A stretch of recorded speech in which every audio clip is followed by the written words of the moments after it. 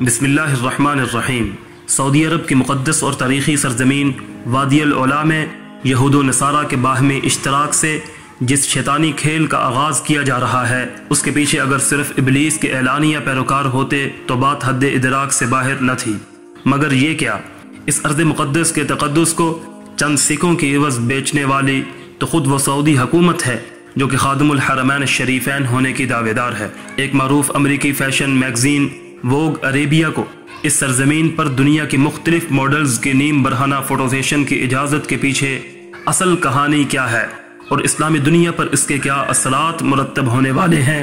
یہی ہمارا آج کا موضوع سخن ہوگا، تاکہ امت مرحومہ کی نسل نو کی نیم خوابیدہ آنکھیں اس آگ کو دیکھ سکیں جو بڑھ کر ان کے پیراہن تک کو چھو رہی ہے۔ ناظرین محترم، میں ہوں آپ کا میزبان رانا نعمان اور آپ دیکھ رہے ہیں یوٹیوب کے اس چینل حسب خیال کو۔ لیکن ویڈیو میں مزید آگے بڑھنے سے قبل ہم اپنے اس سفر میں شامل ہونے والے نئے دوستوں سے درخواست کریں گے کہ وہ چینل کو سبسکرائب کر کے ساتھ موجود نہ بجنے والی گھنٹی کی علامت کو دبا کر ہماری حوصلہ افزائی ضرور فرمائیں۔ معزز خواتین و حضرات، وقت کی اپنی ایک ترتیب ہے جس کے مطابق اسی خطہ عرب یعنی موجودہ سعودی عرب سے اسلام کی نورانی کرنوں نے اٹھ کر کفر اور جہالت کا سینہ چاک اور قوم مسلم امامت زمانہ کی سزاوار ہوئی ہے۔ لیکن جیسا کہ ہم نے عرض کیا کہ وقت ہمیشہ اپنے فیصلوں کے نفاذ میں آزاد رہا ہے اور ہمیں اس موڑ پر نبی صادق حضور اکرم صلی اللہ علیہ وسلم کی اس حدیث کا مفہوم پیش کرنے کی اجازت دیجیے، جس کے مطابق آپ کا ارشاد گرامی ہے کہ عربوں کے لیے تباہی ہے، جس پر آپ صلی اللہ علیہ وسلم کی دیگر اور بھی کئی احادیث اگرچہ شاہد ہیں، لیکن ان کے بیان سے قبل ہم آج کے موضوع خاص پر توجہ دیں گے کہ کس طرح اس مادرزاد برہنگی کو اس مقدس وادی میں داخلے کی اجازت دی گئی۔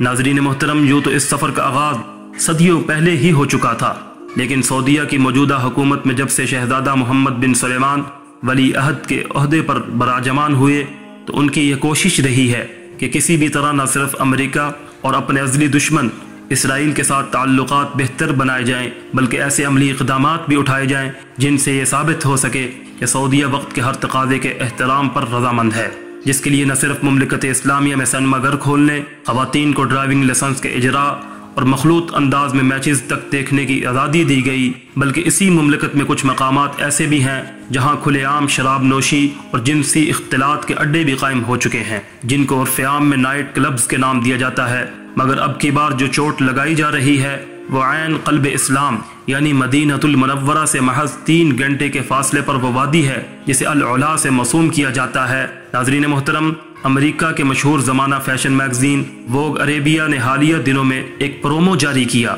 جس کے مطابق سعودی عرب کی اس وادی میں دنیا کی مشہور جسم فروش گرل ماڈلز کا فوٹو سیشن کیا گیا ہے۔ یہ وادی جس کو دنیا کے سب سے بڑے اوپن ایئر میوزیم ہونے کا اعزاز بھی حاصل ہے، مسجد نبوی صلی اللہ علیہ وسلم سے صرف 3 گھنٹے کی مسافت پر ہے۔ اس فوٹو سیشن میں ایسے مناظر محفوظ کیے گئے جو تہذیب اسلامی کے لیے زہر قاتل کا درجہ رکھتے ہیں، مگر سعودی حکومت نے بظاہر اس وجہ سے اس کی اجازت دی ہے کہ بیرونی دنیا کو سیاحت کے لیے اس مقام کی طرف راغب کیا جا سکے۔ گویا بقول حکیم الامت علامہ محمد اقبال، کیا ہے تو نے متاع غرور کا سودا، فریب سود و زیاں لا الہ الا اللہ۔ ناظرین ذی وقار، بظاہر ڈوبتی ہوئی معیشت کو سہارا دینے کے لیے بے حیائی کے اس طوفان کو بصد دل و جاں قبول کرنے والے شہزادہ محمد بن سلمان کو شاید اس کی خبر نہیں جو حضرت معاذ بن جبل رضی اللہ تعالی عنہ نے نبی کریم صلی اللہ علیہ وسلم کے حوالے سے یوں دی تھی کہ تباہی ہے عربوں کے لیے، اور مزید فرمایا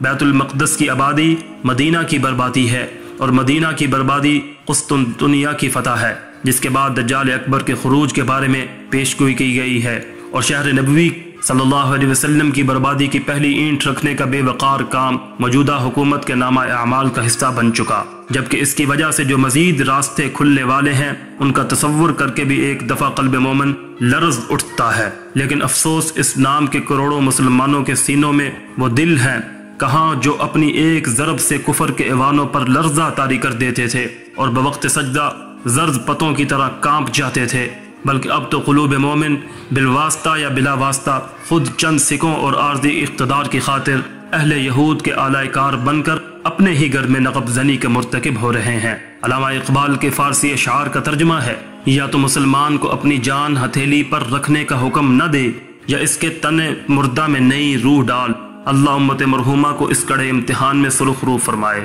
آمین۔